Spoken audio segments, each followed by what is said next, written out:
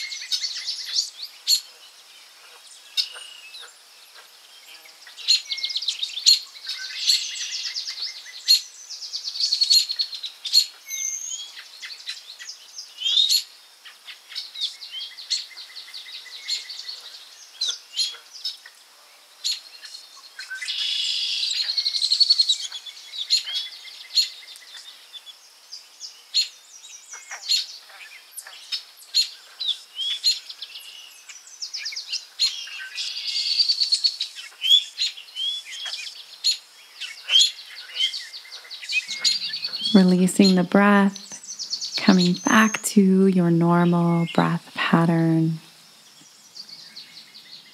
Allowing yourself to come back and just becoming more present in your body, wiggling your fingers and toes.